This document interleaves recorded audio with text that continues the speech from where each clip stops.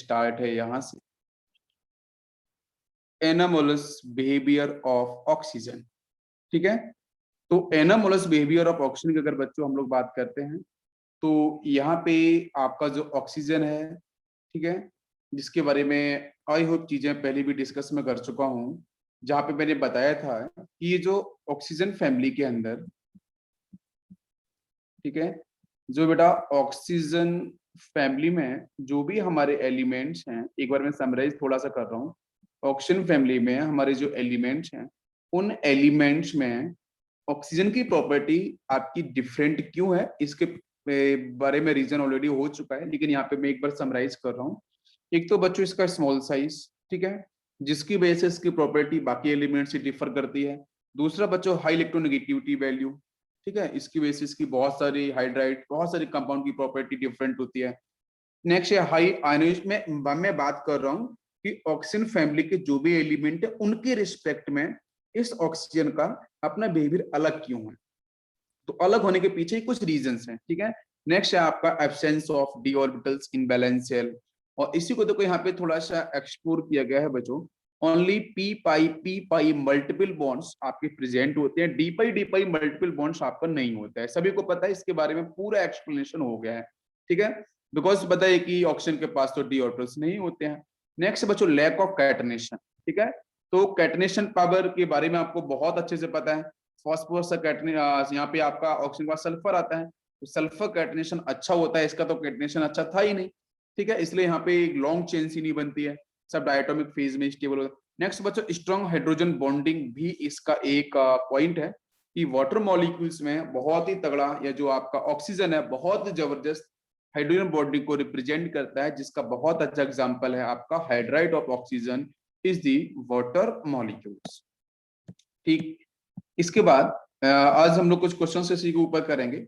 Yes, देखो next बच्चों यहाँ पे हम डिस्कस करने वाले हैं कि अगर आपको स्मॉल स्केल पे प्रिपरेशन करना है बच्चों ऑक्सीजन का, ठीक है, ऑक्सीजन का, ठीक है, ये जो ऑक्सीजन गैस यहाँ पे है डायटोमिक है, अगर इसका आपको स्मॉल स्केल पे अगर आपको प्रिपरेशन करना है, फॉर्मेशन करना है, तो बच्चों हम कैसे कर सकते हैं। तो देखो आपको पता है हमारे बहुत सारी सॉल्ट ऐसे हैं जिसको डिस्कस मैंने पहले भी कर रखा है, और ये मैंने आपको बताया था। ठीक है, बिकॉज एनसीईआरटी के अंदर यही आपका एक डाटाबेस यहाँ से लिया जाता है, तो इसलिए मैंने इसको बहुत पिन पॉइंट किया था। आपको याद होगा कि पोटेशियम क्लोरेट है ना, उसको अपन हीट करेंगे, MnO2 यहाँ पे कैटलिस्ट होता है। ठीक है, MnO2 इज ए कैटलिस्ट, है ना, और जिससे बेटा आपका आंसर बन जाता है KCL and oxygen gas, correct.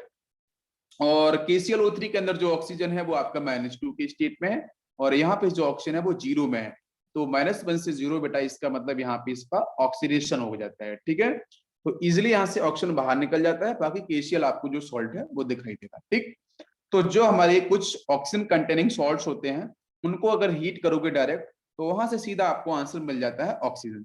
इसमें आप देखो ये मार्केट के अंदर ये आपको जो बोतल यहाँ पे दिख रही है बेटा, ध्यान से देखो, ठीक है, ये आपको यहाँ पे पोटेशियम क्लोरेट, ठीक है, मैं बहुत ही अच्छा सा एग्जांपल दे रहा हूँ। पोटेशियम क्लोरेट आप लोगों को वैसे मार्केट में मिलेगी नहीं, ठीक है, अगर जो डॉक्टर्स अगर प्रेस्क्राइब करते हैं तो आपको मिल जाएगी बिल्कुल। ठीक है, तो यहाँ पे पोटेशियम क्लोरेट, इसको अपन अगर हीट करते हैं नॉर्मली हीटिंग, लेकिन कंडीशन तो फिर ये है कि वहां पे MnO2 वगैरह होना चाहिए, ऐसा थोड़ी नहीं है कि सीधा घर में लेके आएंगे KClO3 को अपन ने हीट कर दिया सीधा ऑक्सीजन गैस मिल जाएगी, नहीं बच्चों। ठीक है, तो यहाँ पे आपको बिल्कुल कंडीशन ध्यान रखनी पड़ती है कि हीटिंग तो करते हैं लेकिन इन दी प्रेजेंस ऑफ MnO2। ठीक है, तो जिसकी वजह से यहाँ पे क्या होता है कि ऑक्सीजन गैस प्रोड्यूस होगी, बाकी केशियल सॉल्ट है वो नीचे मिलेगा, ऑक्सीजन गैस आपकी ऊपर आ जाएगी। ठीक है, तो ये एक मतलब KClO3 जो है पोटेशियम क्लोरेट, ये बहुत अच्छा आपका एक कंपाउंड है, सॉल्ट है, जिससे हम लोग ऑक्सीजन को प्रिपेयर कर सकते हैं स्मॉल स्केल में, राइट। नेक्स्ट बात करते हैं, ये भी डिस्कस हो चुका है, ऑक्साइड्स ऑफ मेटल। आप देख रहे हो बेटा सिल्वर, मैंने बात भी करी थी, अगर आपको पता होगा हापा मेटल्स, ठीक है, तो जो आपके हापा मेटल्स से उसमें डिस्कस मैंने किया था, और इनकी प्रॉपर्टीज भी बताई थी कि अगर इनके सल्फेट मिलते हैं, इनके कार्बोनेट्स मिलते हैं, नाइट्रेट मिलते हैं, नाइट्राइट मिलते हैं, वट कोई से भी सॉल्ट मिलते हैं या ऑक्साइड्स मिलते हैं, वो सीधा बच्चों हीट करो तो इजिली बच्चों यहाँ से क्या होता है वो मेटल में कन्वर्ट हो जाते हैं। हापा मेटल्स की अपन बात कर रहे हैं। ठीक है, तो जैसे यहाँ पे Ag2 का डिस्कशन किया था मैंने, HgO के बारे में डिस्कशन किया था, तो बेटा फटाफट से यहाँ से आपका क्या निकल जाएगा, मेटल निकल जाएगा, बाकी ऑक्सीजन गैस निकल जाएगी। क्लियर। इसके बाद देखो आप जैसे लेड हो गया, ठीक है, इसके बाद भी बताया था मैंने। तो ये भी क्या करते हैं, ये भी डायरेक्ट आपके ऑक्सीजन को रिलीज करते हैं। बाकी आपको यहाँ पे जो मिलता है वो आपको मिलता है मेटल का oxide. This is important, right. Metal का ऑक्साइड मैंने आपको डिस्कस किया था कि अगर बच्चों जो लेस रिएक्टिव मेटल्स हैं, जो हाइड्रोजन से बहुत नीचे आते हैं इलेक्ट्रोकेमिकल सीरीज में, उनको अगर हीट करते हैं तो बच्चों वहां से आपको मेटल मिलता है प्लस ऑक्सीजन गैस। लेकिन हाइड्रोजन से थोड़ा सा ऊपर एक्टिविटी वाली जो मेटल से मैंने बताया था, तो वहां पे आपको मेटल का ऑक्साइड मिलेगा और प्लस वहां से आपको ऑक्सीजन गैस मिलेगी। डायरेक्ट मेटल नहीं मिले। आप ऐसे मत कर देना कि PbO3 को हीट किया तो सर डायरेक्ट मैं यहाँ पे Pb निकाल देता हूँ प्लस ऑक्सीजन गैस। ऐसा नहीं है, जिसको मैंने पहले भी आपको डिस्कस किया था, राइट। और Pb3O4 is the best example for the mixed oxide. Already मैंने डिस्कस किया है मिक्स्ड ऑक्साइड के बारे में। तो बच्चों PbO एंड PbO2 की फेज में मिलता है, जहां पे आपको ये ध्यान रखना पड़ेगा कि PbO PbO2 में से आपको एज ए प्रोडक्ट कौन सा मिलेगा। PbO2 में अगर चेक करोगे तो PbO2 के अकॉर्डिंग बच्चों तो देखो तो यहाँ पे +4 ऑक्सीडेशन नंबर आएगा। बट अगर PbO को उठाकर देखोगे तो क्या मिलेगा, यहाँ से आपको +2 ऑक्सीडेशन नंबर आएगा। तो आपको अच्छे से पता है कि +4 is unstable because of inert pair effect. तो डेफिनेटली बच्चों हम प्रोडक्ट किसको बनाना चाहेंगे, जल्दी से बताओ मुझे आंसर। ऑब्वियसली बच्चों मैं दोनों केस में देखो PbO को ही बना रहा हूँ। क्या आपको मेरी बात समझ में आ रही है? सभी बच्चों क्लियर है यहाँ तक? बताइए, क्लियर हो रहा है सभी को? ओके ओके ओके, ठीक है, थैंक यू। यस, नेक्स्ट देखो,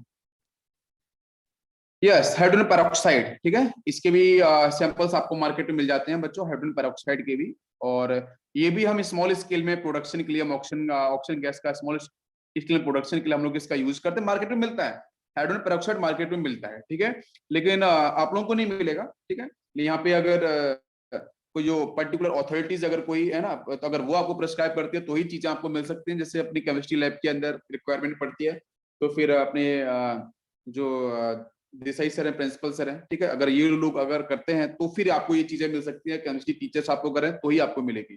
हाँ, तो डायरेक्ट आपको नहीं मिलने वाला, थोड़ा डेंजरस होता है, ठीक है।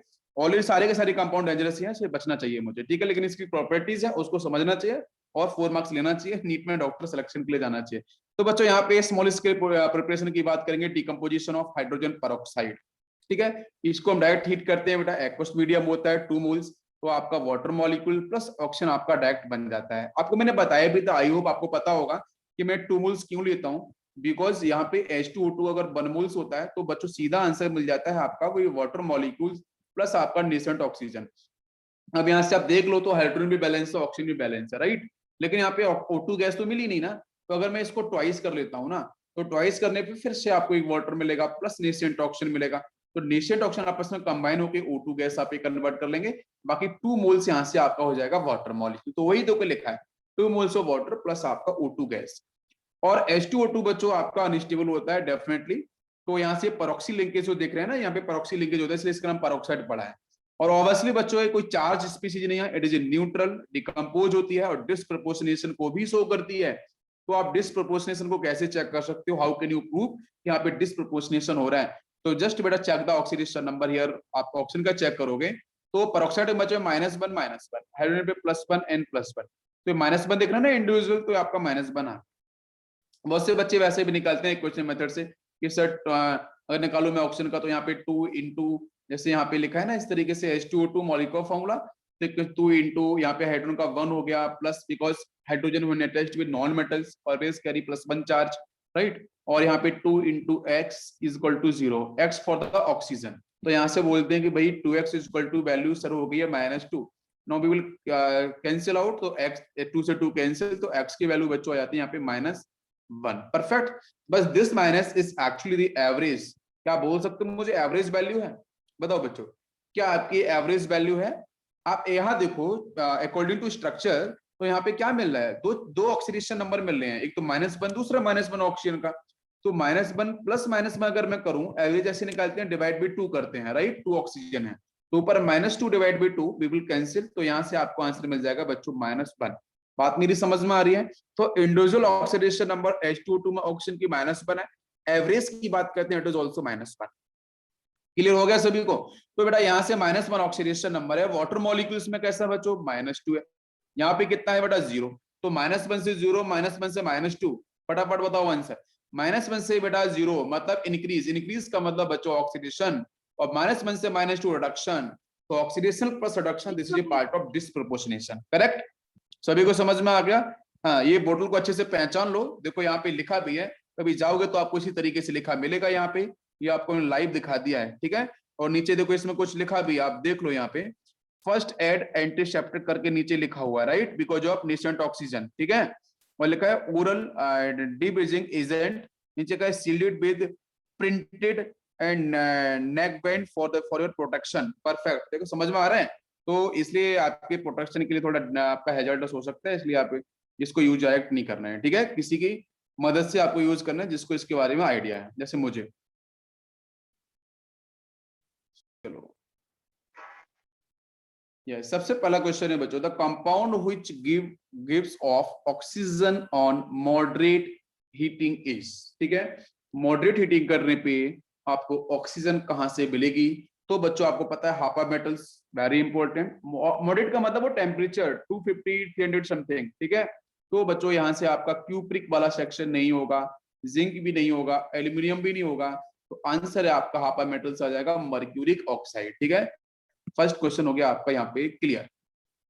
नेक्स्ट क्वेश्चन, जल्दी जल्दी से आंसर करो। Next question, on heating KClO3, question है बच्चों, on heating KClO3 we get, KClO3 भी जस्ट पढ़ाया था बच्चों, what is the answer? Yes, perfect, KCl plus O2। सभी लोग आंसर करो यार, सभी लोग आंसर करो, सभी बच्चे, अभी जस्ट पढ़ाया था, ठीक है। आंसर करने के पैसे नहीं लेता कोई भी, ठीक है। हाँ, नेक्स्ट बेटा, oxygen gas can be prepared from solid KMnO4, ये भी कराया है मैंने। KMnO4 को अगर हीट करते हैं तो याद करो ऑफलाइन सेशन, ठीक है। तो ऑफलाइन सेशन में KMnO4 के बारे में सब कुछ पढ़ाया था, ठीक है। तो ऑफलाइन के अंदर ये पढ़ा था कि KMnO4 को हीट करते हैं तो यहाँ से K2MnO4 मिल जाता है, बाकी MnO2 बेटा मिलता है, और यहाँ से आपको मिलती है ऑक्सीजन गैस, करेक्ट। और बाकी क्वेश्चन यहाँ से जो पूछा गया है कि भाई ऑक्सीजन गैस हम प्रिपेयर कर सकते हैं सॉलिड KMnO4 से, कैसे कर सकते हैं? तो कैसे करने के पीछे रीजन आपको यहाँ पे हीटिंग दे रखा है, ठीक है। तो पहला पढ़ते हैं statement, treating the solid with H2 gas, no बिल्कुल नहीं, H2 गैस के साथ नहीं। नेक्स्ट बच्चों, स्ट्रांगली हीटिंग द सॉलिड, हाँ हो सकता है, लेकिन इसके बाद dissolving the solids in dilute H2SO4, और लास्ट डिसॉल्विंग सॉलिड्स इन डाइल्यूट HCl। तो व्हाट इज द आंसर बताओ बच्चों? डी भी नहीं होगा, HCl के साथ नहीं, किसके साथ होना चाहिए? बी होना चाहिए या सी होना चाहिए? ओम ने किया है बी, नहीं नहीं, बी मुझे नहीं लग रहा है, बी मुझे नहीं लग रहा है। कितने बच्चों को बी लग रहा है? बी मुझे नहीं लग रहा है, बी सभी को लग रहा है, अच्छा ओके। अच्छा, अगर अगर चलो चलो चलो मैं पूछता हूँ, आपसे पूछता हूँ कि अगर मान के चलो मैंने KMnO4 के साथ यूज किया बच्चों डायलूट H2SO4, बताओ मुझे यहाँ से क्या क्या आंसर मिलता है? मैं पूछना चाहूंगा आप लोगों में से, चलो ओम बेटा आप बताओ, बताओ क्या आंसर बनेगा यहाँ से? यस प्लीज, खतीजा आप बताओ। K2SO4। आयन एक्सचेंज रिएक्शन होगा ना? हाँ, एक तो बताया है मुझे K2SO4, yes it is correct. Next Mn, yes बिल्कुल सही। SO4, नेक्स्ट H2O और H2O और 5 नेसेंट ऑक्सीजन। परफेक्ट परफेक्ट, बिल्कुल सही, ठीक है। तो अब यहाँ पे समझो, मैंने आपको बताया था KMnO4 के साथ अगर ये H2SO4 आएगा तो नेसेंट ऑक्सीजन प्रोड्यूस होंगे। तो मुझे यहाँ पे मोल्स को इंक्रीज करना पड़ेगा, तो वो नेसेंट ऑक्सीजन कंबाइन होकर एक बार ही आपके क्या बना सकते हैं? वो आपके बना सकते हैं ऑक्सीजन गैस। लेकिन यहाँ तो क्वेश्चन में सीधा बोला है कि सॉलिड KMnO4 है, सीधा उसे हीट करना है, बिकॉज मैंने आपको बोला थर्मल डिकम्पोजिशन वही है, तो इसलिए इसका जो सी ऑप्शन है ये भी हो जाएगा इनकरेक्ट। बी ऑप्शन डेफिनेटली आपका, सिंगल चॉइस की बात करेंगे तो बी ऑप्शन जो होगा परफेक्टली आपका करेक्ट होगा, ठीक है। स्ट्रांगली हीट करने पे सीधा आपको आंसर मिल जाएगा। यस यस, किसी को पूछ रहे हैं? हाँ सर, वो कॉन्सेंट्रेटेड होता तो O2 प्रोड्यूस करता ना। डेफिनेटली, तो वहां पे वो नेसेंट ऑक्सीजन ना हाईली एक्टिव होते हैं, वो ऑक्सीजन में कन्वर्ट हो जाते हैं, है ना, अपनी एनर्जी को डिक्रीज करने के लिए स्टेबिलिटी गेन करते हैं, वो O2 में कन्वर्ट हो जाते हैं, बिल्कुल सही है। क्लास में पढ़ाया है मैंने यही सेक्शन, बिल्कुल। नेक्स्ट यहाँ पे है ऑक्सीजन बेटा इंडस्ट्रियल प्रिपरेशन। अगर आपको इंडस्ट्रियल प्रिपरेशन की बात करें तो बच्चों डायरेक्ट हम लोग इलेक्ट्रोलिसिस ऑफ वाटर, ठीक है। तो इलेक्ट्रोलिसिस का मतलब आपको पता है बच्चों, इलेक्ट्रोकेमिस्ट्री में एक कॉन्सेप्ट आता है। तो इलेक्ट्रोकेमिस्ट्री के अंदर एक कॉन्सेप्ट आता है इलेक्ट्रोलिटिक सेल, ठीक है। तो इलेक्ट्रोलिटिक सेल के बारे में अगर आपको पता होगा तो इलेक्ट्रोलिटिक सेल टोटली बच्चों डिफर होती है आपकी इलेक्ट्रोकेमिकल सेल से। इलेक्ट्रोकेमिकल सेल का मतलब खातीजा, इलेक्ट्रोकेमिकल सेल का मीन, यश निरांत आप बताओ इलेक्ट्रोकेमिकल सेल का मीन क्या है?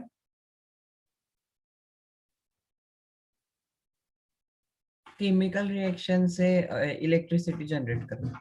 ओके, मतलब केमिकल, जो हम बोल सकते हैं कि chemical energy actually converted into electrical energy, yes right?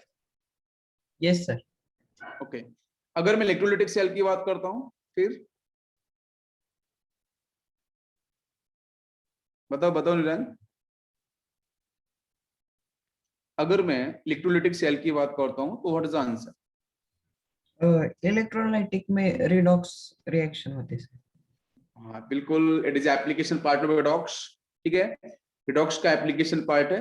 Redox तो हर जगह होता है, ये मतलब लगभग केमिकल कंपोजिशन वगैरह छोड़ के, न्यूट्रलाइजेशन छोड़ के हर जगह रिडॉक्स होता है। हाँ, केमिकल सब्सटेंस को ब्रेक करना इलेक्ट्रिसिटी, मतलब electrical energy converted into chemical energy, chemical energy. Okay. मैं आपको एक एग्जांपल देता हूँ निरांत, राइट? आप सुनना जरा ध्यान से, सभी लोग सुनो। आप लोगों ने घर में देखा इन्वर्टर, देखा होगा, इन्वर्टर का ऐड भी बहुत ज्यादा आता है, ठीक है, सब लोग करते हैं। तो इन्वर्टर में दोनों प्रोसेस होते हैं, ठीक है। देखो इन्वर्टर के अंदर हम लोग डाइल्यूट H2SO4 का यूज करते हैं, उसको बोलते हैं लेड स्टोरेज बैटरी। क्या बोलते हैं? Lead storage battery. पीबी होता है, पीबीओ यूज करते हैं, PbO2 यूज करते हैं in the presence of dilute H2SO4। तो वो लेड स्टोरेज जो बैटरी होती है, समझ लो ध्यान से। सबसे पहले बच्चों मान के चलो बैटरी हमारी डिस्चार्ज हो गई है, राइट? डिस्चार्जिंग का मीन क्या समझ में आता है? डिस्चार्जिंग का मतलब है कि इलेक्ट्रिसिटी बाहर से नहीं आ रही है, एक्सटर्नल इलेक्ट्रिसिटी नहीं आ रही है, बाहर से वोल्टेज नहीं आ रहा है। तो हमने क्या किया कि बाहर से वोल्टेज नहीं आ, मुझे कुछ चीज चलानी है घर में, कोई मुझे यूज करना है, तो मैंने क्या किया कि उसको मैंने ऑन किया है इन्वर्टर को। तो इन्वर्टर के अंदर ऑलरेडी स्टोरेज आपकी एनर्जी है। एनर्जी किस फॉर्म में? केमिकल एनर्जी की फॉर्म में। परफेक्ट, केमिकल एनर्जी के फॉर्म में पहले से ही वहां पे एनर्जी प्रेजेंट है। This chemical energy converted into electrical energy. Perfect. तो केमिकल एनर्जी जब इलेक्ट्रिकल में कन्वर्ट होती है तो बच्चों क्या बोलेंगे? Electrochemical cell. तो उस समय इन्वर्टर कैसे वर्क करता है? और जब डिस्चार्जिंग प्रोसेस, ध्यान से सुनना, जब डिस्चार्जिंग प्रोसेस होता है, डिस्चार्जिंग का मतलब समझ में आता है क्या? कि भाई जो आपकी जो बैटरी है, जो सेल है, वो डिस्चार्ज हो रही है, तो मतलब उसके अंदर जो स्टोरेज जो आपकी जो आपकी एनर्जी है, that will convert into electrical energy. बात समझ में आ गई है? तो डिस्चार्जिंग का मतलब electrochemical cell. At discharging time वही आपकी जो बैटरी है, लेड स्टोरेज बैटरी है, it will work as a electrochemical cell. लेकिन जब बच्चों यहाँ पे हम लोग क्या करते हैं, सुनना, जब हम लोग यहाँ पे क्या करते हैं, उसको चार्ज करते हैं। मान के चलो 4-5 घंटे 10 घंटे चलाई मैंने बैटरी, बच्चों डिस्चार्ज हो गई, तो फिर से बाहर से एक्सटर्नल वोल्टेज आ गया, बाहर से लाइट आ गई, मैंने उसको कनेक्ट किया है, ऑन कर दिया स्विच, और वो चार्जिंग होने लगी, ठीक है। तो जब वो बैटरी चार्ज हो रही है तो आपको पता है कि वहां पे क्या हो रहा है कि बाहर क्या है? इलेक्ट्रिकल एनर्जी है, और electrical energy convert into chemical energy, right? वहां पे केमिकल रिएक्शंस प्रोसीड हो रहे हैं, इलेक्ट्रॉन्स का मूवमेंट हो रहा है, इलेक्ट्रॉन्स का मूवमेंट हो रहा है, anode to cathode, cathode to anode process चल रहा है। अब एक क्वेश्चन है कि एनोड में तो ऑक्सीडेशन ही होगा, कैथोड में रिडक्शन होगा, लेकिन एक कहानी है, इतना इतना सफिशिएंट नहीं है। मैं आपको बोलूं सिर्फ और सिर्फ इलेक्ट्रोकेमिकल सेल के अंदर एनोड पे ऑक्सीडेशन, कैथोड पे रिडक्शन, लेकिन इलेक्ट्रोलाइटिक सेल के अंदर भी सेम प्रोसेस होता है, एनोड पे ऑक्सीडेशन, कैथोड पे रिडक्शन, लेकिन सिर्फ साइन का डिफरेंस होता है, ठीक है, सिर्फ साइन का डिफरेंस होता है। इलेक्ट्रोकेमिकल सेल में एनोड इज नेगेटिव, कैथोड आपका पॉजिटिव, लेकिन वहां पे उल्टा हो जाता है इलेक्ट्रोलाइटिक सेल के अंदर। वही बैटरी, वही इन्वर्टर के अंदर जो बैटरी है, वो जब डिस्चार्ज हो रही है तो working as electrochemical cell, because chemical energy converted electrical energy, लेकिन जब वो चार्ज हो रही है तो electrical energy converted into chemical energy, तो उसको बोलते हैं इलेक्ट्रोलाइटिक सेल। परफेक्ट, समझ में आ गया? वही इलेक्ट्रोलिसिस प्रोसेस होता है। इतना समझ में आया कि नहीं आया, बताओ मुझे निरंतर। Yes sir. सिंपल सा एग्जांपल है, बहुत इजी एग्जांपल है, घर के अंदर ही आप देख सकते हो, ठीक है। केमिस्ट्री कुछ भी नहीं, केमिस्ट्री वो है जो आपके आसपास घर में हो रही है, ठीक है, आसपास एनवायरमेंट में हो रही है, वही केमिस्ट्री, राइट? अब आते हैं, केमिस्ट्री नहीं, हर सब्जेक्ट वही है, क्योंकि हर सब्जेक्ट नेचर से कनेक्ट करके बनाए गए हैं, जो भी साइंटिस्ट ने बनाए हैं, जो भी लोगों ने डिस्कवरीज करी हैं, हर चीज नेचर से ही, नेचर का ही परिणाम है, नेचर का ही रिजल्ट है। तो क्यों ना हम नेचर से कनेक्ट कर लें और सब चीजों को समझ लें, रट्टा नहीं मारना पड़ेगा, ठीक है। अच्छा, दूसरी चीज बच्चों में बात कर रहा हूँ कि यहाँ पे वर्ड इलेक्ट्रोलिसिस। इलेक्ट्रोलिसिस का मतलब क्या है? ध्यान दो, जैसे बच्चों ध्यान दो ना, जैसे मैं एक क्वेश्चन आपसे देता हूं, मैंने बच्चों यहाँ पे लिखा है सॉलिड NaCl, तो सॉलिड NaCl को अगर बच्चों मैंने इस बीकर में डाल दिया और यहाँ पे मैंने हाई वोल्ट बैटरी इस तरीके से बच्चों कनेक्ट कर दी। अब क्वेश्चन इज दिस कि जैसे बैटरी मैंने ऑन किया, स्विच ऑन किया, तो मुझे बताओ सॉलिड NaCl क्या आपका इलेक्ट्रोलाइज होगा? सॉलिड NaCl का इलेक्ट्रोलाइज होगा? इलेक्ट्रोलाइज का मतलब समझ लो, इलेक्ट्रोलाइज का मतलब है कि जैसे बैटरी ऑन करूंगा, यहाँ पे जो भी आपको NaCl दिख रहा है ना, वहां पे आयंस प्रोड्यूस होंगे, और जब आयंस प्रोड्यूस होंगे तो वहां पे रिएक्शन कैथोड और एनोड होने वाला है। मतलब रिएक्शन में क्या होगा, एक तरफ आपका यहाँ पे ऑक्सीडेशन, एक तरफ आपका रिडक्शन प्रोसेस डेफिनेटली होने वाला है। फिर वहां से आंसर्स मिलते हैं, और जो हमारी इलेक्ट्रोड्स, जो हमारी प्लेट है यहाँ पे इस तरीके से, ये 2 प्लेट होती है। ध्यान दो, इलेक्ट्रोलाइटिक सेल को थोड़ा मैं रिवाइज करा रहा हूँ, अगर आपने पहले पढ़ा होगा, इस तरीके से कनेक्ट, एक प्लेट आपकी होती है, यहाँ पे इलेक्ट्रोड्स है ना, या इलेक्ट्रोड्स हैं बच्चों, ये आपके इलेक्ट्रोड्स हैं, इसके बीच में यहाँ पे सॉल्यूशन को फिल करते हैं, और जब यहाँ पे इलेक्ट्रिसिटी को पास कराते हैं तो यहाँ पे डिकम्पोजिशन होता है, और डिकम्पोजिशन होने के बाद, जैसे बच्चों मैंने बोला सॉलिड NaCl, कोई डिकम्पोजिशन नहीं, because it is a solid, कोई आयंस नहीं मिलने वाला। मैं बोलूं aqueous NaCl, definitely aqueous NaCl का मतलब H+ आयन मिलेगा, OH- आयन मिलेगा, और सोडियम प्लस मिलेगा, और Cl- मिलेगा। 2 कैटायन 2 एनाइन मिलेंगे, 2 कैटायन 2 एनाइन मिलेंगे। जैसे इलेक्ट्रिसिटी ऑन हुई, जैसे मैंने OH को ऑन किया, ये आयंस में डिसोसिएट हो चुका है। अब आयंस में डिसोसिएट हो गया है, तो उस केस में ये एक कैटायन ये है, एक कैटायन ये है, ठीक है। एनाइन की बात करें तो OH- है, Cl- है। अब लड़ाई होगी, पॉजिटिव पार्ट, जो पॉजिटिव पार्ट मतलब आपका कैटायन, कैटायन कहां पे जाएगा? कैथोड के ऊपर। एनाइन कहां जाएगा? एनोड के ऊपर डिपॉजिट होगा। तो यहाँ पे 2 चीजें हैं, एक तो H+ आयन है, सोडियम प्लस, दोनों में लड़ाई होगी कि दोनों पहले कौन डिपॉजिट हो उसके ऊपर। इसके ऊपर, इस प्लेट के ऊपर जो कैथोड है, मान लो एक कैथोड है एक एनोड है, तो कैथोड पे डिपोजिशन आपके इसका कैटायन का होता है, ठीक है। एनोड पे डिपोजिशन एनाइन का होता है। तो यहाँ से क्वेश्चन है कि OH- और Cl- में से डिपोजिट कौन पहले हो। तो जो आप एक सीरीज डिस्कस करता हूँ लास्ट में, कि जो नीचे आता है, वैसे इलेक्ट्रोकेमिकल सीरीज में मैंने आपको पढ़ाई है, तो Cl- OH- में जो नीचे आएगा वो सबसे पहले डिपोजिट होगा। तो यहाँ से आपका रिलीज होता है O2। अदरवाइज अगर Cl- नीचे आता तो Cl2 गैस बन जाती, ठीक है। सोडियम आपका सोडियम मेटल में कन्वर्ट हो जाता है, H2 गैस में कन्वर्ट हो जाता है। तो जो नीचे एनायन आएगा वो पहले डिपोजिट होगा, तो जो कैटायन नीचे आएगा वो पहले डिपोजिट होगा कैथोड के ऊपर। कैटायन कहां पे? कैथोड के ऊपर। एनायन कहां पे? एनोड के ऊपर। पूरा है इलेक्ट्रोलिसिस आपको प्रोसेस बता दूं। तो वाटर मॉलिक्यूल्स में आपको यहाँ पे लिखा है कि release of hydrogen at cathode, लिखा भी है ना, और ऑक्सीजन एट एनोड। आंसर आपको पता चल गया होगा कि यहाँ से अगर मैं लिखता हूँ बच्चों वाटर मॉलिक्यूल, और मैं यहाँ पे अगर इलेक्ट्रिसिटी अगर मैं पास कराता हूँ, तो ये बेटा यहाँ से क्या मिलेगा? आयोनाइज होगा H+ और OH- के अंदर। एक्स्ट्रा कोई कैटाइन है नहीं, एक्स्ट्रा कोई एनाइन है नहीं, तो H+ आयन बेटा कन्वर्ट हो जाएगा आपके H2 गैस के अंदर। Perfect. H+ is a cation, तो आंसर बच्चों कैथोड पे क्या निकलने वाला है? H2, तो वही लिखा है। कैथोड पे क्या लिखा है? H2 हाइड्रोजन गैस, और एनोड पे क्या लिखा है? ऑक्सीजन। और जो नेगेटिव पार्ट दिख रहा है OH- एनाइन दिख रहा है, एनाइन का डिपोजिशन हमेशा बच्चों कहां पे होगा? एनोड के ऊपर। एनाइन का डिपोजिशन एनोड के ऊपर, कैथोड का आपके कैटायन का कैथोड के ऊपर। सी से सी रखो, ए से ए रखो। OH- कन्वर्ट होता है O2 गैस के। समझ में आ गया? परफेक्ट हो गया, इजी है, पूरा प्रोसेस समझ में आ गया होगा, ये कैसे कहां पे किस तरीके से आंसर बन गया। तो मैंने इलेक्ट्रोकेमिस्ट्री आपको पढ़ा दी अभी। यस, नेक्स्ट हम लोग बात करते हैं fractional distillation of air. Air का बच्चों हम फ्रैक्शनल डिस्टिलेशन करते हैं, आपको ये डायग्राम दिख रहा होगा, ठीक है। तो ये डायग्राम आपको बहुत कुछ एक्सप्लेन करेगा, सभी बच्चों को समझ में आएगा। पहले पढ़ लेते हैं। Carbon dioxide and water vapours are removed from air, and then nature में क्या प्रेजेंट है भाई? सारी की सारी गैसेस प्रेजेंट है। तो मुझे एयर से क्या करना पड़ता है बच्चों? CO2 को और वाटर को, वेपर्स को पहले रिमूव करना है।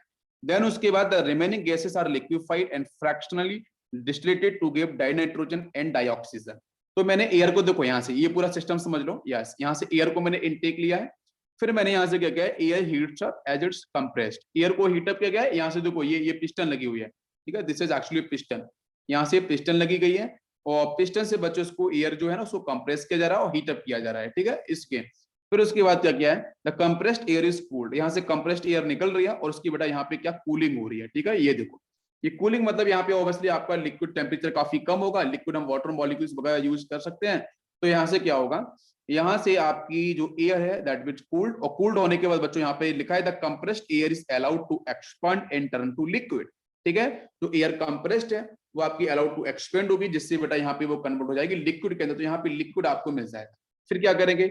फिर बच्चों liquefied air at -200 degree Celsius, 200 degree Celsius पे जैसे हम लिक्विफाई करेंगे तो बच्चों उसमें एक चीज ध्यान रखनी है कि जब -185 आएगा तो -185 डिग्री सेल्सियस बेटा क्या बोलेगा कि यहाँ से लिक्विड ऑक्सीजन आपकी निकल जाएगी और -190 पे आपकी जो नाइट्रोजन गैस है वो ऊपर से निकल जाएगी। आपको मेरी बात समझ में आ रही है? क्लियर है? तो this is actually industrial process also कि हम एयर से जैसे अभी मैं एक सिंपल सा प्रोसेस बताता हूँ कि ये जो टेक्नोलॉजी बहुत ही अच्छी है, क्लियर है, लेकिन यहाँ पे लिक्विड ऑक्सीजन जो निकल रही है उसको मुझे क्लियर करना पड़ता है, उसमें और भी जो इम्प्योरिटीज उसको निकलना पड़ता है, देन उसके बाद हम उसको मेडिकल यूज में ला सकते हैं, जो आजकल इसका देखने को मिल रहा है। तो ये थोड़ा सा इंपॉर्टेंट है, समझ में आ गया होगा कि एयर से हम लोग क्या कर सकते हैं, डायरेक्ट ऑक्सीजन और N2 गैस को हम लोग बना सकते हैं। क्लियर हो गया? परफेक्ट, यहाँ तक पूरा डायग्राम से। यस, नेक्स्ट बच्चों बात करते हैं रिएक्टिविटी ऑफ ऑक्सीजन। तो oxygen directly react with nearly all metals and non metals except some metals like platinum and gold and some noble gases. Strongly exothermic reactions already बता चुका हूं, ठीक है, सेल्फ सस्टेनिंग है, but to initiate the reaction some external heating is required. Now question is this, oxygen gas जो है बच्चों वो कमिसल गैस है क्या? ऑक्सीजन गैस कमिसल गैस है या कमिशन को सपोर्ट करती है? बताओ मुझे। ऑक्सीजन गैस जो है वो कमिशन को सपोर्ट करती है या खुद बर्न करती है? बताओ क्या करती है, बताओ। Okay, non commercial gas support करती है, डेफिनेटली करेक्ट, सपोर्ट करती है। आरती ने बोला है, समीक्षा ने बोला है, सिद्धि, पीयूष, निरांत, या सभी लोगों ने बोला है। यस डेफिनेटली, क्लियर, बिल्कुल सभी बच्चे बोल रहे हैं, ठीक है। ओके, तो यहाँ पे क्या करते हैं, सिर्फ ओनली सपोर्ट करते हैं कंबशन प्रोसेस को, बर्निंग को सपोर्ट करती है, राइट। कुछ हमारे बर्निंग सल्फाइड्स यहाँ पे दे रखे हैं, आप रिएक्शंस के बारे में देख लो। यहाँ पे कुछ रिएक्शंस हैं, जैसे यहाँ पे एल्यूमिनियम के साथ ऑक्सीजन है ना, P4, ये सब मैं ऑलरेडी आपको बता चुका हूँ, बट एक बार आप यहाँ पे ऑब्जर्व कर लो कि रिएक्शंस किस किस तरीके से, सारे के सारे आपको मैंने ऑक्साइड जितनी भी कैटेगरी के होते हैं सब ऑलरेडी मैं बता चुका हूँ। और नेक्स्ट यहाँ पे एसिडिक और बेसिक ऑक्साइड, तो आपको पता है कि एसिडिक ऑक्साइड को अगर मैं डिसॉल्व करता हूँ पानी के साथ तो बच्चों मिलता है एसिडिक सॉल्यूशन। बेसिक के अंदर क्या मिलेगा, बेसिक सॉल्यूशन मिलेगा। बेसिक ऑक्साइड को डिसॉल्व करेंगे पानी में। बाकी है formed when oxygen react with non metals, ये formed when oxygen react with metals, जिसके एग्जांपल सामने आपको दिख रहे हैं, ठीक। ओके, नेक्स्ट बच्चों बात करते हैं, एक छोटा सा डायग्राम यहाँ पे है, कुछ सिलेक्टेड यहाँ पे ऑक्साइड्स आपके लिए गए हैं, ठीक है, जिनके बेस पे क्वेश्चंस बन सकता है, तो आप एक फटाफट से यहाँ पे देख लो एक बार। Okay, acidic, basic, amphoteric oxides in periodic table, तो एक बार पूरा समझ में आ जाएगा फटाफट से। एम्फोटेरिक बेटा ग्रीन कलर, ठीक है, ग्रीन कलर वाले यहाँ से एम्फोटेरिक से रिप्रेजेंट किए गए, और दूसरा बच्चों जो बेसिक वाला पार्ट है वो ब्लू से रिप्रेजेंट किए गए, और बाकी आपका जो है वो आपको एसिडिक से दिखाई देगा। तो देखो ध्यान से, यहाँ पे ये जो आपको यहाँ पे दिख रहे हैं सारे के सारे, ये सब देखो जितने भी ब्लू कलर वाले हैं वो सारे के सारे बेसिक को रिप्रेजेंट कर रहे हैं, मेटल्स की प्रॉपर्टी को होल्ड करते हैं, ठीक है। बाकी ग्रीन कलर वाले बच्चों कैसे हैं, एम्फोटेरिक हैं, ठीक है, ये सारे के सारे एम्फोटेरिक हैं। लेकिन एक क्वेश्चन है एंड आपके आर्सेनिक को लेके, ठीक है, तो आर्सेनिक के अंदर दो चीजें हैं, एक तो बच्चों यहाँ से आता है AH2O5, it will work as acid, लेकिन AH2O3 it will work as amphoteric, ठीक है, इसको आपको ध्यान रखना है। बाकी जो रेड है वो सारे के सारे एसिडिक है, तो आप एक बार देख लो, ऑब्जर्व कर लो कौन कौन से हमारे, एक बार में आपको आइडिया लग जाएगा यहाँ से कि हमारा अगर क्वेश्चन में कंफ्यूजन बनेगा तो आर्सेनिक को लेके, बाकी कोई इशू है नहीं, बाकी आपको ऑलरेडी यहाँ पे पता हो, ठीक है। यस, ये पीपीटी में शेयर कर दूंगा, आप लोग इसको देख लेना। यस, नेक्स्ट बच्चों बात करते हैं nature of oxides and oxidation state of elements, जहां पे हम बात करते हैं प्रॉपर्टीज के ऊपर। एग्जांपल्स हैं, एम्फोटेरिक के एग्जांपल है, न्यूट्रल के एग्जांपल में दे चुका हूं, एज वेल एज एसिडिक के भी कुछ मैंने एग्जांपल्स आपको यहाँ पे दे दिए हैं। क्रोमियम बेटा परक्रोमिक एसिड बनता है, मैग्नीज के साथ बात करता हूं तो यहाँ से आपका मैग्नीक एसिड बन जाता है, ठीक है, ये आपको बताया वाटर मॉलिक्यूल्स के साथ, ठीक। यस, बाकी आपके एम्फोटेरिक एंड आपके एसिडिक। तो Cr2O3 की बात करते हैं तो आपका एम्फोटेरिक नेचर होल्ड करेगा, और CrO3 की बात करते हैं मैक्सिमम ऑक्सीडेशन नंबर, तो यहाँ पे एसिडिक की तरह वर्क करेगा। Mn के बारे में बात करते हैं तो Mn यहाँ पे देखो बच्चों, अगर Mn2O7 में आता है it will work as acidic, ठीक है, ये अपनी एसिडिक प्रॉपर्टी को होल्ड करेगा, ये आपको ध्यान रखना है। नेक्स्ट यहाँ पे है कुछ कॉमन रिएक्शंस हैं, ये रिएक्शंस आप देख लो एक बार। Al2O3 बच्चों कैसा है आपका, यहाँ पे मेटल की प्रॉपर्टी है तो बेस, सामने आपको यहाँ पे दे रखा है NOJ न्यूट्रल ओम, yes NOJ definitely neutral, but कल जो प्रोसेस परसों जो बताया था लास्ट में, ठीक है, वो टेस्ट, उस टेस्ट के अंदर +1 ऑक्सीडेशन नंबर वो कैरी करता है, ठीक है, वहां पे मैंने पिन पॉइंट किया था। तो Al2O3 बच्चों यहाँ पे बेस है, ऑब्वियसली मेटल का ऑक्साइड है, सामने आपका एसिड है, एसिड बेस रिएक्शन, सामने हाइड्रोलिसिस कराया गया है, आप रिएक्शन करा पाओगे। तो यहाँ से बच्चों को जो आंसर मिलता है वो क्या मिलता है, ये आपको मिलता है प्रोडक्ट 2 मोल्स यहाँ पे 6 आते हैं, +3 चार्ज ये होल्ड करता है, यहाँ पे रिप्रेजेंट किया गया, बाकी आपका 6Cl- आपके यहाँ पे रिलीज। अब चेक करो चार्ज के बारे में, Cl पे बेटा चार्ज कितना है, -6 हो जाएगा टोटल चार्ज। और इस कंपाउंड तो water molecules also neutral, right, water molecules neutral होगा, राइट बच्चों।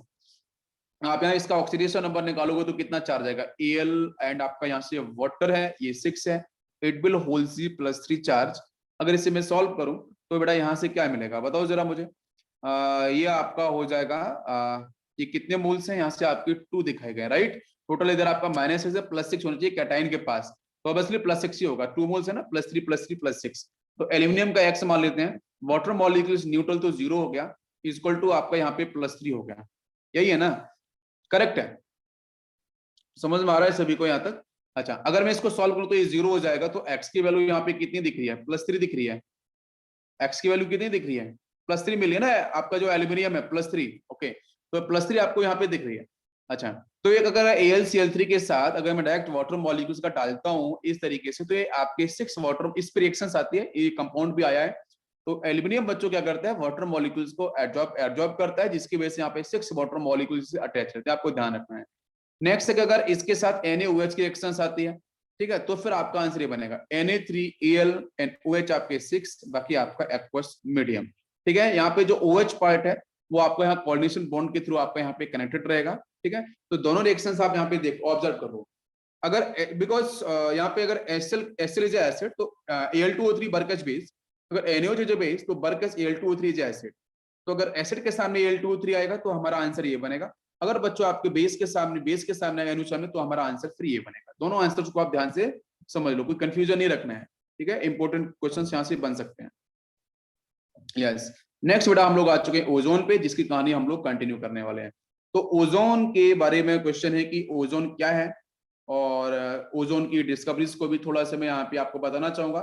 तो देखो बच्चों, ओजोन वैसे हम बात करते हैं तो 1758 के अंदर एक साइंटिस्ट आते हैं बच्चों, ठीक है, वान मैरून, ठीक है, यस मैरून, ये आपके साइंटिस्ट हैं 1758 के अंदर।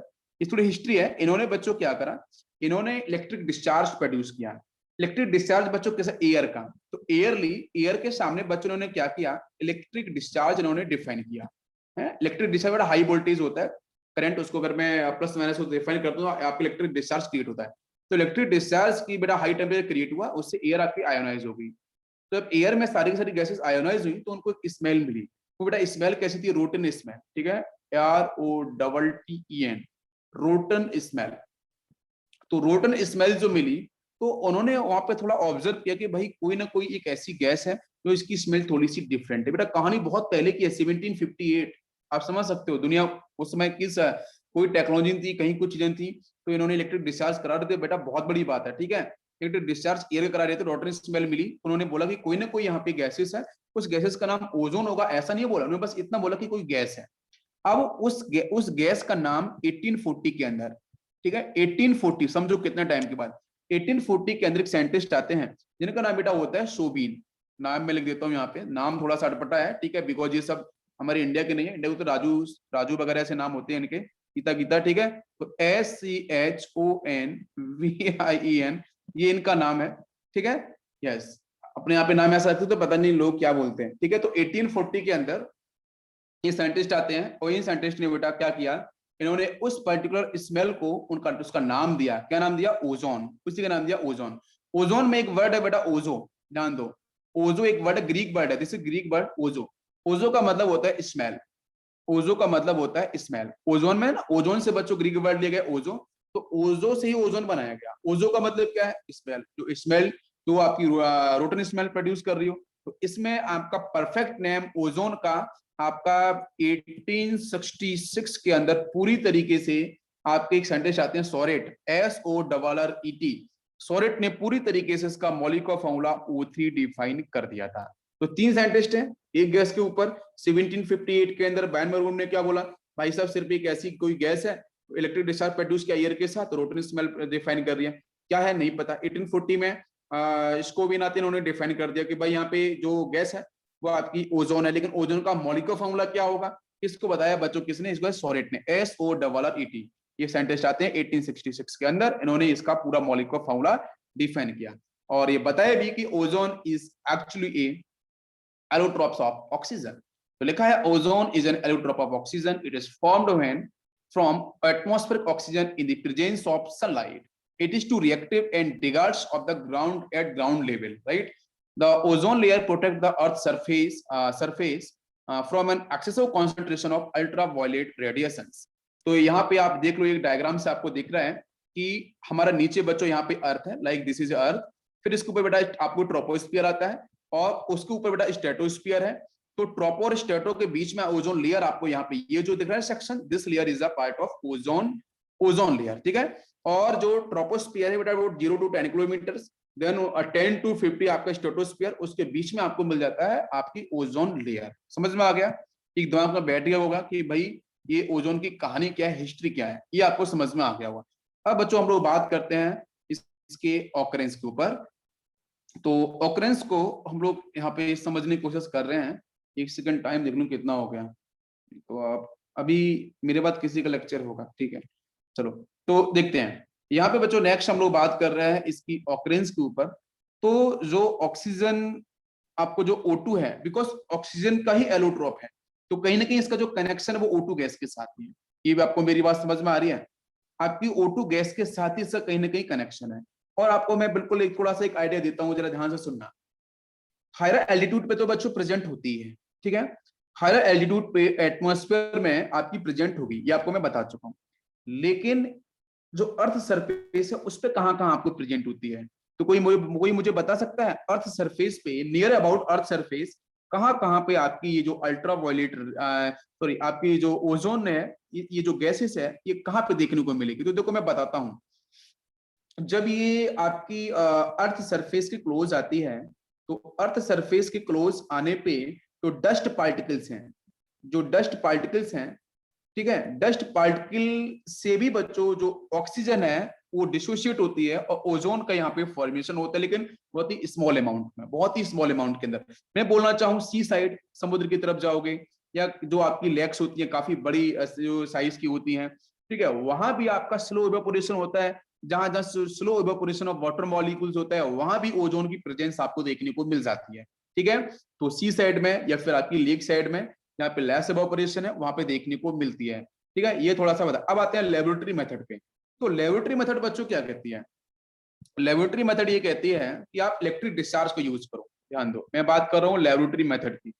तो लेबोरेटरी मेथड बच्चों बोलती है कि ओजोन को हम ऑब्टेन कर सकते हैं इलेक्ट्रिक डिस्चार्ज को पास कराओ ड्राई ऑक्सीजन के साथ। तो ड्राई ऑक्सीजन जो है O2 है, इसके साथ आप एनर्जी, इलेक्ट्रिक डिस्चार्ज जो है वो एनर्जी है, उसको मैं पास कराऊंगा तो बच्चों ब्रेक कर जाएगा नेसेंट ऑक्सीजन में, O&O, ठीक है, एटॉमिक ऑक्सीजन आपको मिल जाएगा। समझ में आ गया? अब ये जो एटॉमिक ऑक्सीजन है ये बच्चों कंबाइन करेगा और फॉर्म करेगा ओजोन। और कैसे कर लेगा कि जो आपका जो बना है आपके यहाँ पे एटॉमिक ऑक्सीजन, ये बच्चों कनेक्ट, ये पहली स्टेप हो गई है। सेकंड स्टेप के अंदर कुछ नहीं होगा कि यही जो ऑक्सीजन है इसी ऑक्सीजन से ये बेटा फिर से कनेक्ट होगा, बिकॉज नेसेंट ऑक्सीजन की एक्टिविटी बहुत ज्यादा होती है, तो बच्चों कन्वर्ट होगा आपके O3 के अंदर। This O3 is called ozone. और यहाँ पे इक्विलिब्रियम भी मिलता है। ये दोनों स्टेप अगर मैं कंक्लूड करूं फर्स्ट और सेकंड को, तो मैं लिख सकता हूं 3 moles of O2 equilibrium the formation of 2 moles of O3। क्या आपको मेरी बात समझ में आ रही है? परफेक्ट। तो यहाँ पे इक्विलिब्रियम भी आपको यहाँ पे देखने को मिलता है। सभी को समझ में आ रहा है? क्लियर है? लेकिन ये जो लेबोरेटरी मेथड है ये बहुत प्रिफर नहीं करते हैं इसको। क्यों नहीं करते हैं? बिकॉज यहाँ पे हम लोग 5 to 10% ओजोन को ही डिफाइन कर सकते हैं। 5 to 10% ओजोन बाई वॉल्यूम हम लोग इसे डिफाइन कर सकते हैं, जिसमें इस अगर एयर को मैं एयर के साथ ड्राई O2 के साथ अगर मैं करता हूँ बेटा, यहाँ पे ड्राई एयर के साथ अगर इलेक्ट्रिक डिस्चार्ज पास कराता हूँ, तो ये जो रिएक्शन है जिसमें मिलता है ऑक्सीजन, जिसका रिजल्टेंट क्वेश्चन पूछा जाता है, जिसको अपन बोलते हैं ओजोनाइज्ड ऑक्सीजन। क्या बोलते हैं? Ozonised oxygen. क्यों? क्योंकि यहाँ पे O2 के साथ साथ ओजोन भी साथ में रहती है। तो एक ही बीकर के अंदर O2 है, ओजोन भी है, तो this is called ozonised oxygen. समझ में आ रहा है? बहुत सारे ओजोनाइजर होते हैं, उनका यूज करता हूं मैं। हाँ, बहुत सारे ओजोनाइजर्स मार्केट में मिल जाते हैं, उनका हम यूज करते हैं। इसमें एक होता है सीमेन ओजोनाइजर होता है, एक होता है ब्रॉडी ओजोनाइजर। अलग अलग ओजोनाइजर होते हैं, एक होता है सीमेन SIEMAN सीमेन ओजोनाइजर, एक होता है ब्रॉडी BRODIE ब्रॉडी ओजोनाइजर, जिनकी हेल्प से हम लोग क्या करते हैं यहाँ पे इस तरीके से प्रोसेस को करा पाते हैं। क्लियर है? समझ में आ गया? इतना पॉइंट क्लियर है? ओके, अब बात करते हैं यहाँ पे हम लोग कुछ और अदर प्रोसेस की, तो देखते हैं। जैसे बच्चों को ये रिएक्शन आती है, ध्यान देना, कुछ अदर रिएक्शन जैसे फ्लोरीन के साथ, ध्यान दो। फ्लोरीन को अगर मैं रिएक्शन कराता हूँ वाटर मॉलिक्यूल के साथ लो टेम्परेचर पे, फ्लोरीन की रिएक्शन कराता हूँ वाटर मॉलिक्यूल्स के साथ एट लो टेम्परेचर पे, तो वहां से भी बच्चों मिलता है ओजोनाइज्ड ऑक्सीजन। ठीक है, लेकिन प्लीज कीप इन माइंड यहाँ पे इसके 2 मोल्स लेता हूं मैं, और जो वाटर मॉलिक्यूल्स है इसके बच्चों भी 2 मोल्स, तो यहाँ पे मिलेगा 4 mole of HF plus produce होगा O2। ठीक है, अब इसी में क्या होगा कि वही F2 अगर मैं इसके 3 मोल्स कर दूं, यहाँ पे 3 वाटर मॉलिक्यूल्स ले लूं, तो फिर आंसर आपका HF का बढ़ जाएगा, वो 6 मोल ऑफ HF प्रोड्यूस होगा, और प्लस यहाँ से आपका ओजोन। ये थोड़ा सा आपको ध्यान देना है।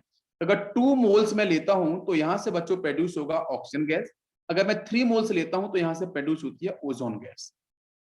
समझ में आ गया?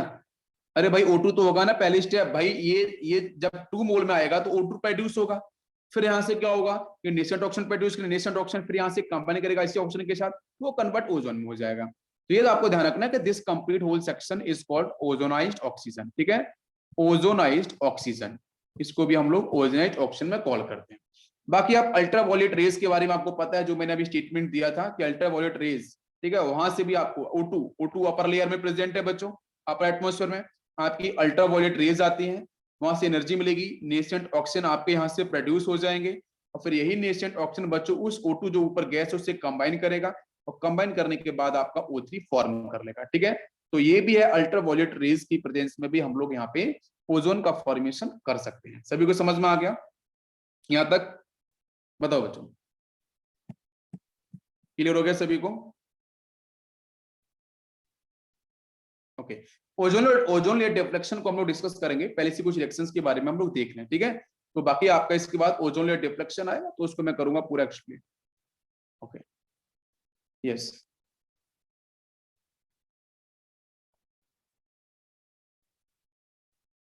ओके, चलो अब इसके बाद बच्चों हम लोग यहाँ पे डिस्कस करने वाले हैं इसकी प्रॉपर्टीज की तरफ। ठीक है, ओजोन की प्रॉपर्टीज। तो ओजोन की प्रॉपर्टीज में बात करते हैं। सबसे पहले बच्चों हम लोग फिजिकल प्रॉपर्टीज, तो ओजोन दिखती कैसी है, कलर क्या है? तो ओजोन का बच्चों कलर होता है pale blue gas, pale blue gas होती है बच्चों ओजोन का कलर। ठीक है, और इसकी स्मेल बच्चों आपको पता है, ऑलरेडी मैं बता चुका हूँ, काफी स्ट्रॉन्ग कैरेक्टरिस्टिक इसकी स्मेल होती है। ठीक है, जब इसकी लिक्विफिकेशन की बात करते हैं तो बच्चों इसको हम लिक्विफाई करते हैं, पेल ब्लू जो आपका लिक्विड आपको मिलेगा, तो liquefaction temperature is -112.4 degree Celsius. ठीक है, ये इसका लिक्विफिकेशन टेम्परेचर है। ओके, और अगर मैं इसको लेके आता हूं -249.7 डिग्री सेल्सियस के अराउंड, तो उस केस में बच्चों यहां से मिलते हैं क्रिस्टल्स, वो क्रिस्टल्स होते हैं बच्चों वॉयलेट क्रिस्टल्स। ठीक है, वॉयलेट कलर के आपको क्रिस्टल, वॉयलेट बोल सकते हैं, बहुत बार इसको ब्लैक क्रिस्टल्स भी बोलते हैं। ठीक है, तो वॉयलेट ब्लैक लिख लो, वॉयलेट ब्लैक क्रिस्टल्स आपको PLSC के वॉयलेट ब्लैक क्रिस्टल्स आपको मिलेंगे। तो ये थोड़ा सा टेम्परेचर है, अगर इस पे प्रॉपर्टीज के बेस पे क्वेश्चंस आएगा तो आपको करना है, बट आपके सिलेबस में आएगा नहीं, ये टेम्परेचर नहीं आएगा, बट आपको ये ध्यान रखना है। ठीक है, कि अगर ये टेम्परेचर होगा तो उस केस में आपको ये पेल ब्लू गैस जनरली इसकी प्रॉपर्टीज होती है। बाकी अगर इसके हम -249.7 डिग्री सेल्सियस पर लेके आएंगे तो आपको ये वॉयलेट ब्लैक क्रिस्टल्स आपको यहाँ पे O2 के देखने को मिलेंगे।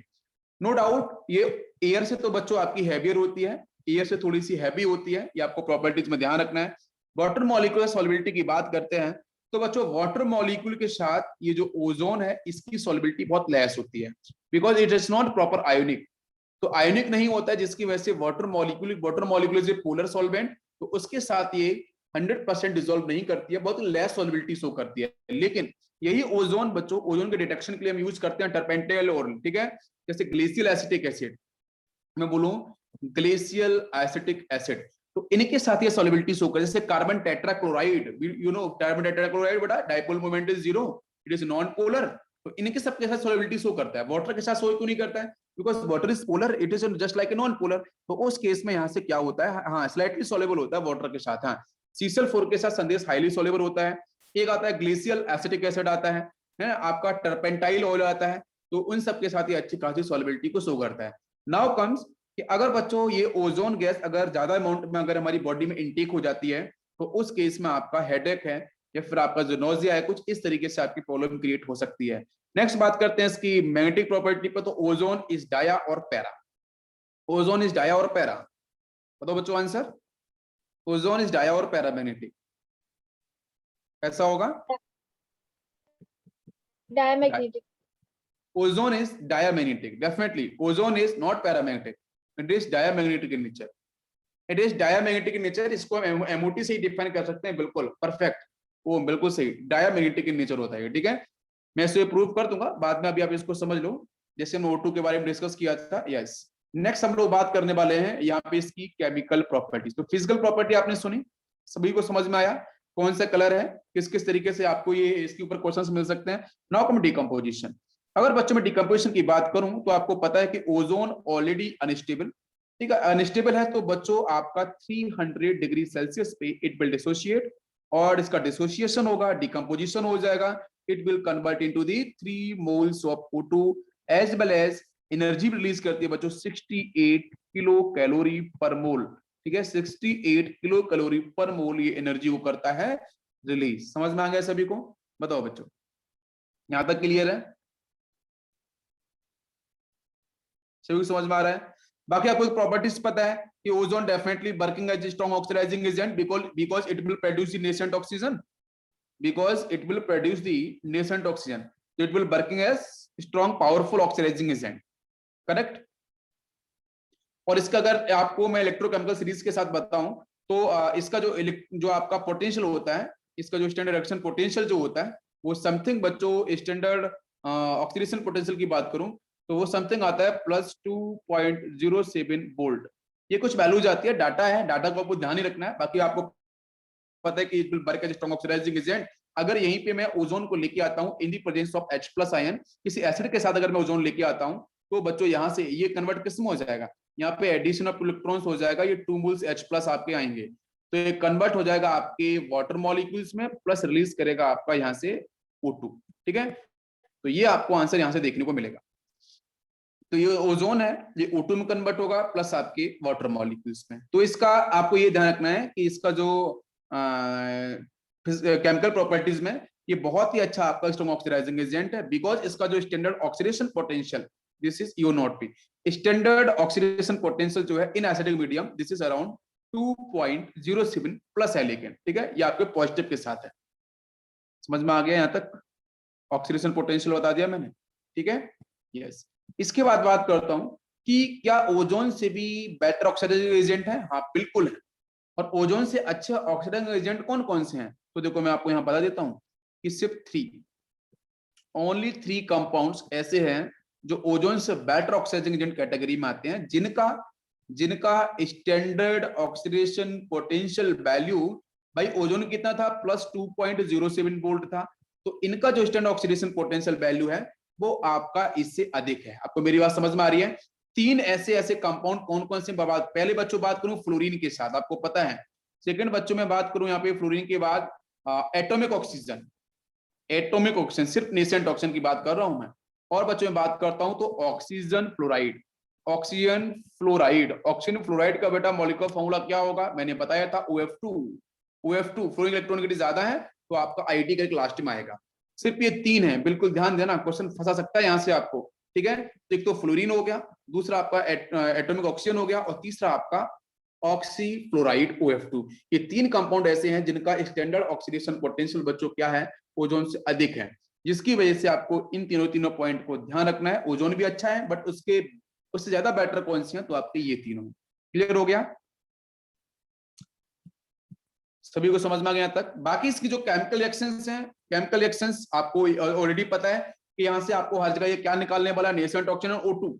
तो एक दो रिएक्शंस कर लेते हैं, चलो ठीक है, एक दो रिएक्शंस कर लेते हैं। जैसे बच्चों मान के चलो मैं लेके आ रहा हूँ आयोडीन के साथ I2 प्लस ओजोन, बताओ मुझे क्या आंसर मिलेगा? I2 प्लस ओजोन, तो पता है कि जो ओजोन है पहली स्टेप में कन्वर्ट किस में होगा, O2 प्लस नेसेंट ऑक्सीजन में, पहली स्टेप हो गई। सेकंड स्टेप में क्या होगा कि जो I2 है बेटा वो हाइड्रोलिसिस रहता है, वहां पे एक्वस मीडियम होता है in the presence of nascent oxygen, ये इससे कंबाइन करेंगे और बच्चों फॉर्म करता है HiO3, ठीक है, जो आपका हाईएस्ट ऑक्सीडिक एसिड है, ऑक्सीजन एसिड, उसमें कन्वर्ट कर देगा। यस बिल्कुल सही, आयोडिक एसिड है ना, यही आयोडिक एसिड होता है। तो यहीं से आपका, ये हम लोग पहले पढ़ चुके हैं सारे के सारे ऑक्सीडाइजिंग प्रॉपर्टीज, सेम रिएक्शंस हैं आपकी। तो यहाँ से इसे कैंसिल कर लो आप, तो कैंसिल करने से आपको I2 मिलेगा, वाटर मिलेगा, और आपको यहाँ पे नेसेंट ऑक्सीजन तो ऑलरेडी फिनिश ही हो जाएंगे पूरे के पूरे, ठीक है। बाकी आपको यहाँ से ओजोन ऊपर से मिल जाएगा, इधर O2 मिलेगा, बाकी आपको मिलेगा आयोडिक एसिड, बस ये आपका आंसर हो जाएगा। क्लियर है? इसी तरीके से जितनी भी रिएक्शंस हैं आप उन्हें कर सकते हो। अगर मेटल होगा तो कैसे कन्वर्ट करना है, जरा मुझे एक क्वेश्चन बताओ। ये तो आपका नॉन मेटल वाला केस हो गया, अगर मैं यहाँ पे सपोज कोई मेटल लेके आऊं तो आंसर कैसे करेगा, बताओ मुझे। अगर मैं यहाँ पे, जैसे मैं क्वेश्चन में एक ले लेता हूँ छोटा सा, एक क्वेश्चन लिया मैंने सपोज यहाँ पे लेड सल्फाइड का, बताओ लेड सल्फाइड प्लस ओजोन, बताओ ये एक्वस मीडियम होता है, क्या आंसर बनेगा? लेड सल्फाइड से क्या आंसर बनेगा?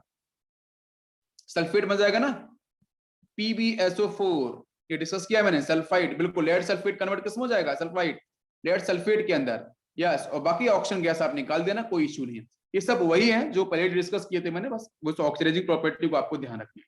सभी को ज्यादा समझ में आ गया। अब मैं बात करने वाला हूँ टेलिंग ऑफ मरकरी के ऊपर, ठीक है। तो नेक्स्ट हेडिंग आपकी यहाँ पे होगी टेलिंग ऑफ मरकरी, ठीक है, TAILING, टेलिंग ऑफ मरकरी। तो इस पे भी क्वेश्चंस डिस्कस किए गए। टेलिंग ऑफ मरकरी का मतलब आपको पता है, ध्यान देना बच्चों, कि जब मरकरी किसी भी बीकर के अंदर अगर मैं फिल करता हूँ मरकरी को, तो पता है मरकरी स्टिक नहीं करती है, आपको पता है। तो थर्मोमीटर पहले के टाइम में यूज करते थे, आजकल तो बहुत अच्छे आ गए एडवांस। पहले जो थर्मोमीटर यूज करते थे मरकरी रहता था, वो बच्चों स्टिक नहीं करती थी। लेकिन यहाँ पे अगर मैं ओजोन यूज करूंगा तो mercury will stick, mercury stick करना शुरू कर देगी। बात समझ में आ रही है? तो इसी को टेलिंग का मतलब क्या होता है? टेल का मतलब पूंछ होता है, पता है ना, गाय की पूंछ होती है वही। तो जो मरकरी है वो स्टिक करना स्टार्ट कर देगी। जैसे आप वाटर मॉलिक्यूल्स अगर फिल करते हो इसमें, तो वाटर मॉलिक्यूल्स के ड्रॉपलेट्स आपको मिलते हैं, पानी जब बाहर निकालो, ग्लास में पीते हैं, पानी बाहर निकालो, है ना, तो उसमें आपको दिखता है कि वाटर मॉलिक्यूल स्टिक किया है, लेकिन मरकरी स्टिक नहीं करती है। लेकिन मरकरी के साथ अगर आप यहाँ पे मरकरी के साथ ओजोन यूज कर दोगे तो मरकरी विल स्टिक, मरकरी आपकी स्टिक करना स्टार्ट कर देगी, ठीक है, ये आपको ध्यान रखना है।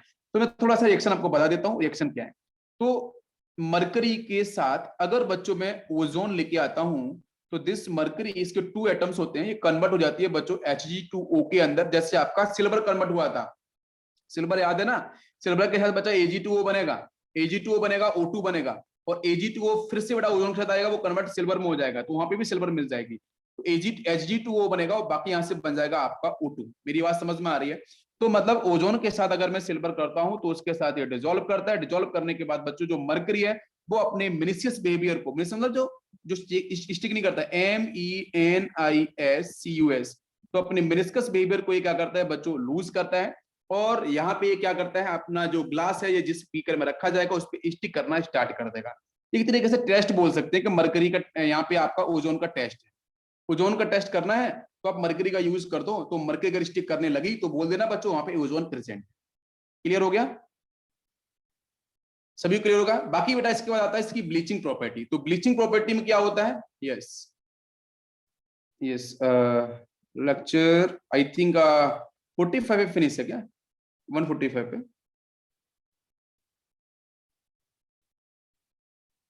ओके ठीक है, ओके। तो अब इसके बाद हम बात करेंगे, यस नेक्स्ट बच्चों हम बात करेंगे ब्लीचिंग, ठीक है, ब्लीचिंग प्रॉपर्टी। तो जो पॉइंट में आपको मैं स्पेसिफाई कर रहा हूं उसको आपको बस ध्यान रखना है, क्वेश्चन सीधे मिलेंगे, डायरेक्ट क्वेश्चंस आते हैं। तो ब्लीचिंग प्रॉपर्टी का मतलब आपको पता है कि जो कलरफुल जो सब्सटेंस है अगर वहां पे नेसेंट ऑक्सीजन, बिकॉज ओजोन बच्चों नेसेंट ऑक्सीजन को प्रोड्यूस करता है, ये आपको बहुत अच्छे से पता है, O2 प्लस नेसेंट ऑक्सीजन। तो यही नेसेंट ऑक्सीजन बच्चों क्या करता है कि जो भी हमारे कलर्ड सब्सटेंस है या कलर्ड ऑब्जेक्ट है, इंडस्ट्री में बहुत तगड़ा इसका यूज है। तो बेटा नेसेंट ऑक्सीजन जैसे आएगा ये कन्वर्ट हो जाएगा बेटा कलरलेस के अंदर, किसमें कन्वर्ट हो जाएगा, कलरलेस के अंदर आपका ये कन्वर्ट हो जाएगा। क्लियर, समझ में आ गया? तो इसका हम लोग यूज कहाँ करते हैं बताओ बेटा, जैसे जो हाथी के दांत होते हैं, ठीक है, एवोरीज को आजकल तो वहां पे रोक लगी हुई है, ठीक है, ऑयल जो होते हैं उनको, ऑयल को हम ब्लीच करते हैं, एवोरी को ब्लीच करते हैं, फ्लोर आटा वगैरह जो होता है उनको ब्लीच करते हैं, स्टार्च होता है उसको हम लोग ब्लीच करते हैं, ठीक है। स्टार्च के बाद बच्चों अगर बात करते हैं तो कुछ वैक्सेस होती हैं, ठीक है। स्टार्च की भी रिएक्शंस आती है, स्टार्च को भी ब्लीच करते हैं। प्लस यहाँ पे कुछ आपकी बैक्सिस होती हैं, वुड पल्प होता है जिससे हम पेपर वगैरह पहले बनाते थे, तो उन सब के अंदर इसका हम इंडस्ट्री में बहुत यूज करते हैं। समझ लो वुड पल्प में उसका ब्लीचिंग करना, बैक्स का ब्लीच करना, स्टार्च का ब्लीच करना, तो ये बहुत ही मतलब एक तरीके से हम बोल सकते हैं कि बहुत ही अच्छा ये ओजोन जो है नेशनल टॉक्सिन जो प्रोवाइड कर रहा है उसका इतना आपका जगह जगह यूज। समझ में आ गया सभी को? यहाँ पे क्लियर हो गया होगा, बताओ बच्चों, यहाँ तक क्लियर हो गया? ओके, एक छोटी सी मैं रिएक्शन बता देता हूं आपको कि अगर बच्चों हम I2 के साथ अगर मैं यहाँ पे यूज करता हूं स्टार्च, एक क्वेश्चन आता है आयोडीनेशन के ऊपर, अगर स्टार्च के साथ मैं I2 अगर यूज करता हूं तो ये स्टार्च बच्चों कन्वर्ट हो जाता है ब्लू सॉल्यूशन में, ठीक है, ब्लू कलर के सॉल्यूशन में क्रिएट हो जाता है, इसको बोलते हैं स्टार्च आयोडाइड कॉम्प्लेक्स, ठीक है। इसके ऊपर भी क्वेश्चंस आता है, लेकिन आपको यहाँ पे सिर्फ मैं बता दे रहा हूँ आयोडीन के साथ अगर स्टार्च यूज करते हैं तो वहां पे आपको ब्लू कलर कॉम्प्लेक्स मिलता है, ब्लू सोल्यूशन मिलता है जो होता है आपका स्टार्च आयोडाइड कॉम्प्लेक्स, जहां पे हम आयोडीन का जैसे हम स्टार्च का टेस्ट करते हैं इन दी प्रेजेंस ऑफ आयोडीन, ठीक है। क्लियर होगा सभी को यहाँ तक? चलो, ब्लीचिंग क्लियर हो चुकी होगी। इसके बाद आपने ऑर्गेनिक केमिस्ट्री के अंदर एक और पढ़ा होगा, कार्बोनाइल के साथ पढ़ा होगा आपने ओजोनोलिसिस। ओजोनोलिसिस, तो जितने भी हमारे ओजोनेसिस प्रोसेस है वहां भी हम ओजोन का यूज करते हैं, ओजोनाइज्ड मिलता है, ठीक है। तो रिएक्शन का जैसे एल्कीन की बात करते हैं, RCH double bond CH and ये R डैश, इसके सामने अगर आपने ओजोन यूज कर दिया ना तो ओजोन बच्चों क्या करता है, इसको ओजोनाइज्ड यहाँ पे एक बनता है आपका इंटरमीडिएट कंपाउंड, वो कैसे बनता है, तो यहाँ पे ऑक्सीजन, यहाँ से देखो क्या होगा, मैं सिंपल सी ट्रिक बताता हूँ, आपको पता होगा कि ओजोन जो होगा ना, ऑक्सीजन ऑक्सीजन ऑक्सीजन, ये कुछ इस तरीके से कनेक्ट हो जाता है, इसमें से एक पाइप फिनिश हो जाता है, फिर इसकी ब्रेकिंग कुछ इस तरीके से होती है, तो जो कंपाउंड बना है ना उसी को हम लोग बोलते हैं ozonised, this is called ozonide, ये ओजोनाइड बनता है। और बाकी यहाँ से फिर आप जिसे हम ब्रेक कर देंगे, तो ब्रेक आपको जो मैं करके दिखा दिया है, ब्रेक करने से बच्चों यहाँ से मिलता है मिक्सचर्स ऑफ एल्डिहाइड और कीटोन, ठीक है, तो मिक्सचर्स ऑफ एल्डिहाइड या फिर कीटोन यहाँ से आपको देखने को मिलते हैं, ठीक है। तो ये जो ओजोन का यूज हम लोग ऑर्गेनिक केमिस्ट्री के अंदर भी एल्कीन के साथ ओजोलिसिस के अंदर करते हैं, ठीक, समझ में आ गया? लास्ट पॉइंट फिनिश करते हैं इसके यूज की तरफ। तो बच्चों इसका यूज कहाँ पे करते हैं, नेसेंट ऑक्सीजन है तो हम जर्मिसाइड्स की तरह यूज करते हैं, डिसइंफेक्टेंट की तरह यूज करते हैं फॉर डिस्टिलाइजिंग वाटर, ठीक है। और दूसरा बच्चों, हाँ, दूसरा हम लोग इसका यूज करते हैं जहाँ पे एक पर्टिकुलर स्मेल आती है, जैसे रेलवे के आसपास, रेलवे स्टेशन से उनके आसपास है या फिर और भी जगह जगह, तो वहां भी हम ओजोन का यूज करते हैं, जिसकी वजह से क्या होता है कि वो जो पर्टिकुलर जो भी लिक्विड्स है या जो वेपर्स उनको ये आपका कंट्रोल करता है और स्मेल को चेंज करता है, ठीक है। नेक्स्ट में ब्लीचिंग एजेंट में यूज करते हैं, ऑलरेडी मैं बता चुका हूँ। कुछ हमारे आर्टिफिशियल सिल्क हैं, आर्टिफिशियल सिल्क वगैरह होते हैं, उनके अंदर भी इसका फॉर्मेशन में यूज करते हैं, ठीक है। बाकी पोटेशियम परमानेंट का भी यूज कर सकते हो अगर आप ओजोन नहीं है आपके पास, बिकॉज वो भी नेसेंट ऑक्सीजन रिलीज करता है, ठीक है। दूसरा बच्चों हम बात करते हैं इसका यूज हम लोग जो डबल बॉन्ड की जो प्रेजेंस है, मतलब अनसैचुरेशन का प्रेजेंस, अनसैचुरेशन की प्रेजेंस के लिए भी इसका यूज करते हैं, आपके एल्कीन के डिटेक्शन के लिए। डबल बॉन्ड कहाँ प्रेजेंट है कंपाउंड में, आप ओजोन का यूज कर दो, वहां से इसे हम कर सकते हैं, आपको डिफाइन कर सकते हैं, ठीक है। तो चलो आज यहाँ पे फिनिश होता है, कल बात करेंगे हम ओजोन की बाकी और अदर प्रॉपर्टीज पे, फिर चलेंगे बेटा सल्फर की तरफ, ठीक है। चलो, थैंक यू।